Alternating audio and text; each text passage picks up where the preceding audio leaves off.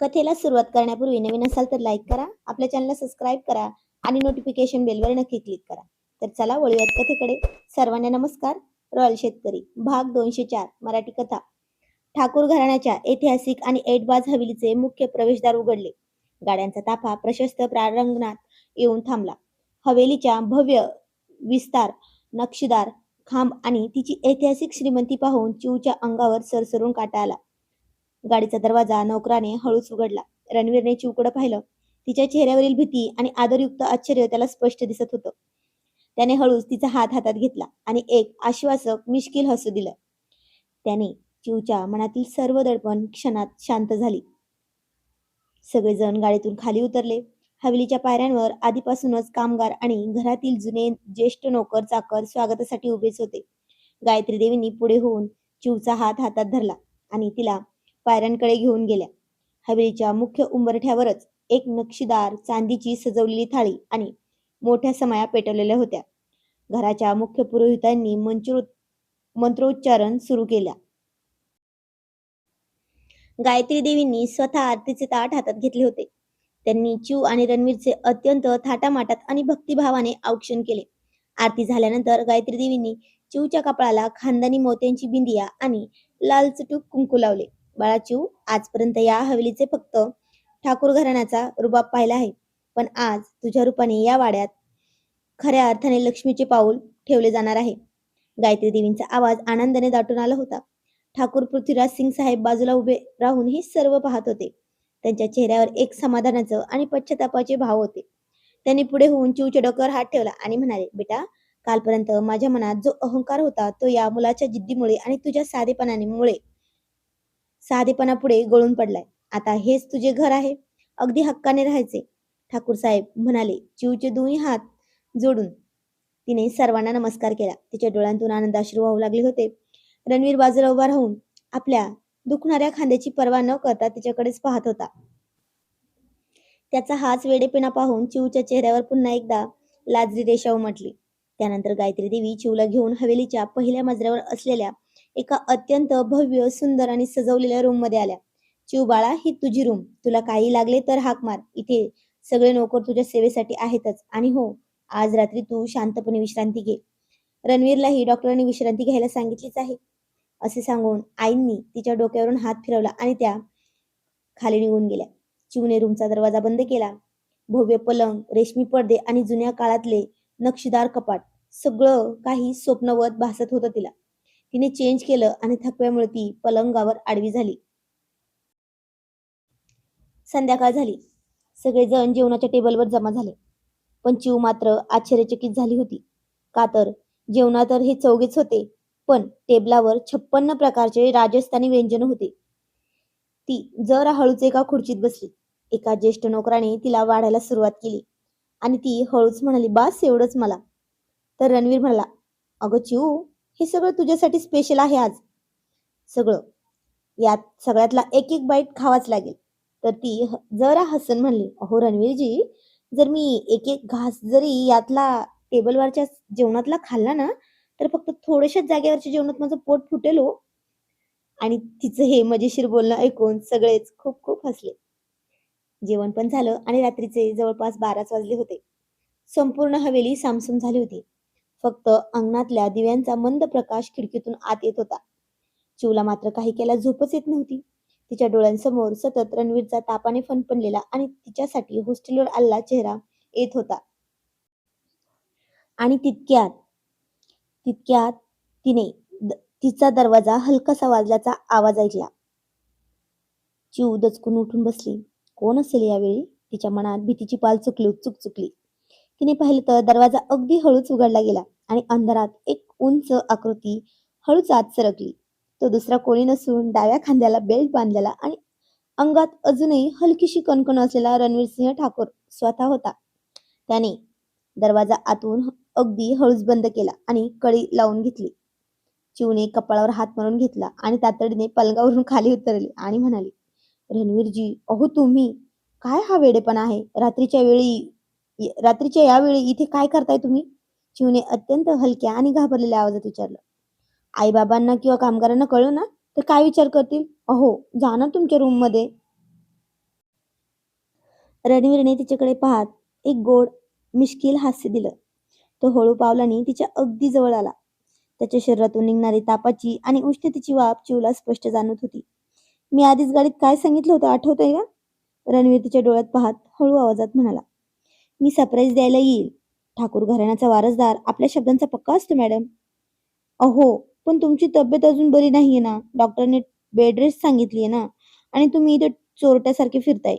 चिव खोट्या रागाने त्याच्या छातीवर हात ठेवून त्याला मागे ढकलण्याचा प्रयत्न करत म्हणाली. पण रणवीरने अजिबात न डगमगता तिचा तोच उजवा हात धरला आणि हळूच आपल्या ओठांजवळ नेऊन तिच्या तळहातावर एक अत्यंत मऊ चुंबन घेतलं. त्याच्या या अचानक झालेल्या स्पर्शाने चिवच्या अंगावर सरसरून काटा आला आणि तिची बोलतीच बंद झाली. माझी औषधं हॉस्पिटलमध्ये राहून गेली आहेत चिव. माझे खरं औषध तर इथे या रूममध्ये आहेत. रणवीरने अत्यंत कातर आणि प्रेमाने भरलेल्या आवाजात म्हटलं. त्याने चिवला हळूच आपल्या उजव्या हाताने जवळ ओढलं. चिवची हृदय तासाला 100च्या स्पीडने धडधडू लागली होती. तिची नजर खाली झुकली. बघा हं, जर आई इथे आल्या आणि त्यांनी आपल्याला अशा अवस्थेत पाहिलं तर मी सांगून टाकेन की तुम्हीच मला जबरदस्तीने पकडून ठेवले. चिवला अजून त्याच्या छातीवर डोके टेकवत म्हणाली. रणवीर खुश होऊन हलकेच हसला. त्याने तिच्या हनुवटीला स्पर्श करून तिची मान वर केली. सांग ना, तुझा हा रणवीर तुझ्यासाठी काहीही करायला तयार आहे. पण आता मला सांग, गाडीत तुम्हाला दाढी वाढल्यावरून टोमणा मारला होतास ना? रणवीर तिच्या गालाला गाल लावत म्हणाला. मग आता सांग, ही दाढी खरंच टोचते का तुला? खरंच सांग. रणवीरजी, सोडा ना, खूप खोडकर आहात तुम्ही. चिवच्या चेहऱ्यावरचा लालसरपणा अंधारातही उठून दिसत होता त्याला. अरे, अजून कुठे काय केलंय मी? अजून तर खूप काही बाकी आहे मॅडम. पण ते सगळं लग्नानंतर. रणवीरने तिची फिरकी घेत तिच्या कानात हळूच म्हटलं. पण त्या आधी सांग, खरंच दाढी टोचते का? त्याचे हे शब्द ऐकून चिवने लाजून स्वतःचा चेहरा त्याच्या छातीत लपवून घेतला. दोघांच्या या प्रेमळ आणि गोड क्षणात रात्रीचा वेळ कसा निघून गेला कळालेच नाही. रणवीरने चिवला हळूच पलंगावर बसवले. तिच्या कपाळावर एक प्रेमळ चुंबन घेतलं आणि म्हणला, आता शांतपणे झोप. मी माझ्या रूममध्ये जातो. नाहीतर सकाळी आई मला शोधत इथेच येईल. तसे दोघे पण खळखळून हसले.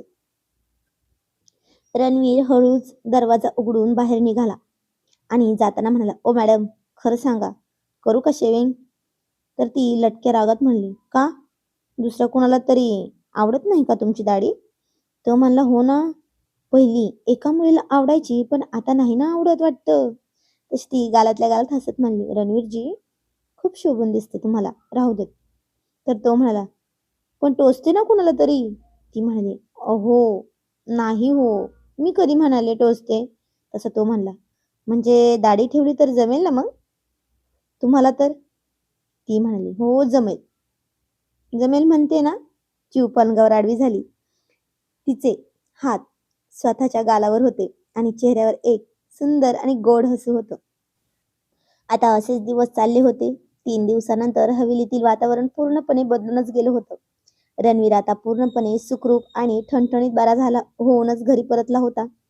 त्याचा जीव संकटातून वाचला होता आणि तो सुखरूप घरी आला. या आनंदप्रित्यार्थ ठाकूर घराण्याच्या परंपरेनुसार घरात कुलदेवतेची मोठी महापूजा आयोजित करण्यात आली होती. गायत्री देवींनी आणि ठाकूर पृथ्वीराज सिंग साहेबांनी या पूजेसाठी केवळ नातेवाईकच नव्हे तर आपल्या संपूर्ण रॉयल टोळीला आणि सर्व जवळपासच्या माणसांना आदराचे निमंत्रण दिले होते. हवेली आज दिव्यांच्या माळांनी, फुलांच्या सजावटीने आणि सनईच्या मंजूळ सुरांनी दुमदुमून गेली होती. सकाळची वेळ होती. गायत्री देवींनी चिवसाठी खास बनवून आणलेली एक अत्यंत सुंदर लाल रंगाची आणि सोन्याच्या नक्षीकामाने मढवलेली पारंपरिक पैठणी साडी तिच्या खोलीत पाठवून दिली होती. चिवने ती साडी नेसली होती.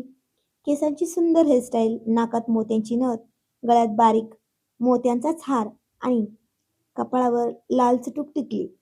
चिव आज खऱ्या अर्थाने ठाकूर घराण्याची सून आणि एखाद्या राजकुमारीसारखी अतिशय सुंदर दिसत होती. ती आरशासमोर उभी राहून स्वतःचे सगळे व्यवस्थित करतच होती. तिचे लक्ष पूर्णपणे स्वतःच्याच रूपाकडे होते. तितक्यात खोलीचा दरवाजा अगदी हळूच उघडला गेला आणि कोणालाही न कळता रणवीर आत आला. त्याने मागून दरवाजा बंद केला. आरशात रणवीरचे प्रतिबिंब दिसताच चिव दचकली. तिने मागे वळून पाहिलं. रणवीरच्या अंगावर पांढऱ्या रंगाचा कुर्ता आणि पायजमा. त्याच्या चेहऱ्यावर मिश्किल हास्याचे हावभाव होते. आणि ती त्याला पाहत म्हणाली, "रणवीरजी, तुम्ही इथे?" "हो, खाली पूजेची तयारी चालू आहे. आई-बाबा शोधतील तुम्हाला." चिव जरा घाबरून पण लाजत म्हणाली. रणवीरने तिच्या बोलण्याकडे साफ दुर्लक्ष केले. तो अत्यंत धीम्या पावलाने तिच्याजवळ आला. त्याच्या नजरेत आज एक वेगळाच कौतुकाचा आणि प्रेमाचा भाव होता. रणवीरने अगदी हळूच तिच्याजवळ येत तिच्या साडीचा पदराला स्पर्श केला. "चिऊ, आज जर मी खाली पूजेला बसलो तर ना, माझं लक्ष देवाकडे कमी आणि तुझ्याकडेच जास्त असणार आहे. कारण ही देवीच खूप छान दिसते ना आज. काय करू मी?" तर ती म्हणाली, "शी, काही काय बोलताय?" चिऊ लाजून लाल झाली होती. तिने आपली मान खाली झुकवली. रणवीरने उजव्या हाताने तिच्या हनुवटीला स्पर्श करून तिची मान वर केली. त्याच्या बोटांचा मंद स्पर्श चिऊच्या गालावर झाला. "मी खरंच बोलतोय चिऊ. आईने आणलेली ही साडी तुझ्यावर इतकी खुलून दिसते की आज संपूर्ण अहिल्यानगरमध्ये तुझ्यासारखी सुंदर मुलगी शोधूनही सापडणार नाही." रणवीर तिच्या अगदी जवळ सरकत तिच्या कानात हळुवारपणे म्हणाला. चिवच्या हृदयाची धडधड वाढली होती. तिने त्याच्या छातीवर हळूच हात ठेवला आणि म्हणाले, "अहो, नका ना असं बोलू प्लीज." "अहो, जरा तरी आवर घाला स्वतःला. आज घरात एवढे पाहुणे आले आहेत आणि तुम्ही इथे माझ्या खोलीत मला अशा गप्पात अडकवून ठेवत आहात." चिवने खोट्या रागाने त्याच्याकडे पाहत म्हटलं, "अडकवून नाही मॅडम. मी तर फक्त माझ्या होणाऱ्या बायकोची दृष्ट काढायला आलोय." असं म्हणून रणवीरने तिच्या उजव्या गालावर हलकीशी टिचकी मारली आणि तिच्या हातांची बोटे स्वतःच्या बोटात गुंफली. "बरं, ठीक आहे. दृष्ट काढलीत ना आता? चला की खाली."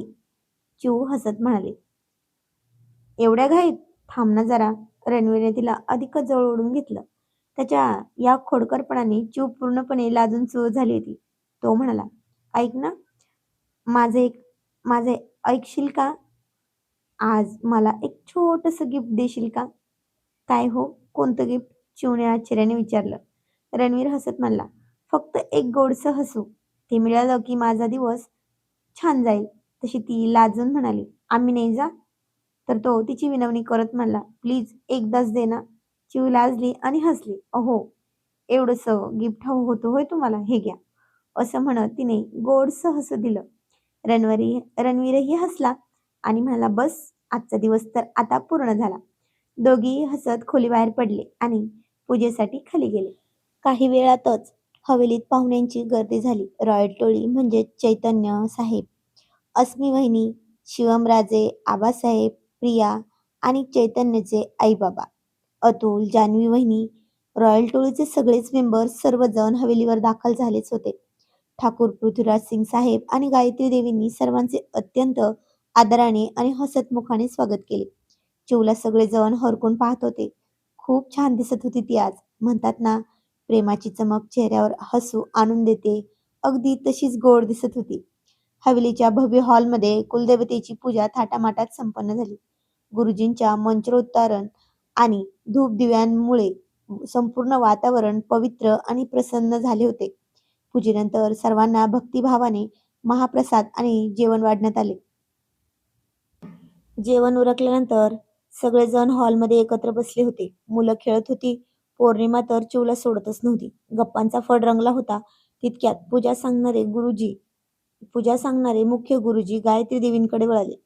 त्यांनी आपल्या हातातील पंचांग उघडले आणि चष्मा व्यवस्थित करत म्हणले, "गायत्री देवी, ठाकूर साहेब, आज कुलदेवतेची पूजा अतिशय उत्तम रीतीने पार पडली. पण पंचांग पाहताना माझ्या एक लक्षात आलं आहे की अत्यंत दुर्मिळ आणि शुभ योग आला आहे आज." गुरुजींचे हे शब्द ऐकून हॉलमधील सर्वजण शांत झाले आणि त्यांच्याकडे पाहू लागले. "कोणता योग गुरुजी?" गायत्री देवींनी उत्सुकतेने विचारलं. गुरुजी हसून म्हणाले, "गायत्री देवी, आजचा हा दिवस, आजची संध्याकाळ लग्नासाठी अत्यंत शुभ आणि दुर्लभ मुहूर्त घेऊन आली आहे. असा योग खूप वर्षानंतर आला आहे. जर आजच रणवीर आणि चिवचा विवाह सोहळा संपन्न झाला तर या दाम्पत्याच्या आयुष्यात कधीही कोणतेही विघ्न येणार नाही." गुरुजींचे हे बोलणे ऐकून संपूर्ण हॉलमध्ये एकच शांतता पसरली होती. गायत्री देवी आणि ठाकूर साहेबांनी एकमेकांकडे पाहिलं. त्यांच्या चेहऱ्यावर आनंदाचे सावट पसरले होते. पण त्यांनी लगेच स्वतःवर नियंत्रण ठेवले आणि सन्मानाने चैतन्य साहेबांकडे पाहिलं. कारण मुलीचे मोठे भाऊ म्हणून चैतन्य साहेबांचा निर्णय सर्वात महत्वाचा होता. चैतन्यने चैतन्य साहेबांनी गुरुजींचे बोलणे ऐकले आणि ते क्षणभर विचारात पडले आणि त्यांनी मान वळून शिवमराजांकडे पाहिले. जणू तो म्हणत होता नजरेने, "दादा, आता तूच बघ." शिवमराजांच्या चेहऱ्यावर एक रुबाबदार आणि समाधानी हसू होतं. शिवमराजे पुढे होऊन आबासाहेब, प्रिया, अस्मी, अतुल आणि त्यांच्या आई-बाबांकडे पाहिलं. चैतन्याचे आई-बाबा आणि आबासाहेब हसून म्हणाले, "राजे चैतन्य, तुम्ही दोघं जो निर्णय घ्याल तो आम्हाला संपूर्ण कुटुंबाला पूर्णपणे मान्य आहे. चिवच्या आनंदापेक्षा दुसरं काहीही मोठं नाही." शिवमराजांनी मिशीवर हात फिरवला आणि गालातल्या गालात हसले आणि चैतन्य साहेबांच्या खांद्यावर हात ठेवत मोठ्या दणक्यात म्हणाले, "मग वाट कोणाची बघायची चैतन्य? राजे आणि ठाकूर साहेबांचा हा शब्द आहे. गुरुजी म्हणतात तसं जर आजचा शुभ मुहूर्त आहे तर घ्या मग. आजच बार उडवून टाकूया लग्नाचा." शिवमराजांच्या या धडाकेबाज वाक्याने संपूर्ण हवेलीत टाळ्यांच्या गजराने आनंदाच्या केकाटाने दुमदुमून गेली होती. बाजूला उभी असलेली चिऊ आणि रणवीरने एकमेकांकडे पाहिलं. चिऊच्या चेहऱ्यावर लाजेची लाली आणि डोळ्यात आनंद अश्रू होते. तर रणवीरच्या चेहऱ्यावर जिंकल्याचा आणि आपल्याला आपल्याला स्वप्न पूर्ण करण्याचा तोच रुबाबदार आनंद स्पष्ट दिसत होता. हॉलमध्ये आजच बार उडवून टाकूया लग्नाचा असा शिवमराजेंचा दणकेबाज आवाज घुमल्यानंतर संपूर्ण हवेलीत आनंदाची लाट पसरली होती. पण या अचानक ठरलेल्या लग्नामुळे बाजूला उभी असलेली चिऊ मात्र भलतीच चिंतेत पडली होती. तिने मंद पावलाने रणवीरच्या जवळ सरकून त्याच्या कुर्त्याचा कोपरा हलकासा ओढला. "रणवीरजी," चिऊने अत्यंत हळू घाबरलेल्या आवाजात त्याच्या कानात म्हणाली, "हे काय चाललंय? आजच लग्न? अहो, माझी काहीच तयारी नाहीये. ना लग्नाची साडी, ना मॅचिंग ब्लाऊज, रोजच्या वापराचे कपडे, दागिने, चपला. माझं काहीच सामान सोबत नाहीये हो. अशा घाईघाईत कसं होणार सगळं?" तिची ही निष्पाप चिंता आणि उडालेलं भान पाहून रणवीरच्या चेहऱ्यावर एक अत्यंत गोड हास्य आलं. त्याने कोणालाही कळणार नाही अशा बेताने हलकेच चिवचा नाजूक हात आपल्या हातात घेतला आणि तिच्या अगदी जवळ कानात मिश्किलपणे म्हणाला, "मॅडम, तुम्ही बहुधा विसरलात की तुमचा होणारा नवरा कोण आहे? अहिल्यानगरचा सगळ्यात मोठा कापड मिलचा मालक आहे ना मी. तुला काय हवंय ते सांग. अवघ्या एका तासात तुझ्या पायाचे सगळं साहित्य उभं करतो की नाही बघ. ते सुद्धा घरात कुणालाही कानोकान खबर न होता." चिवने आश्चर्याने त्याच्याकडे पाहिलं आणि म्हणाली, "काय? एका तासात? शक्यच नाही." "शक्य की अशक्य ते आता तूच बघ." रणवीरने गालातल्या गालात हसवून डोळाच मारला तिला आणि खिशातून फोन काढून बाजूला जाऊन एकच कॉल केला. बरोबर पाऊण तासानंतर हवेलीच्या मुख्य गेटवर दोन मोठ्या बंद गाड्या करकचून आवाजात ब्रेक दाबून थांबल्या. तर आजचा भाग कसा वाटला ते कमेंटमध्ये नक्की सांगायचं आहे. जाणून घेऊया पुढील कहाणी पुढील भागामध्ये. तोपर्यंत धन्यवाद. उद्याचा भाग खूपच इंटरेस्टिंग आहे. Thank you.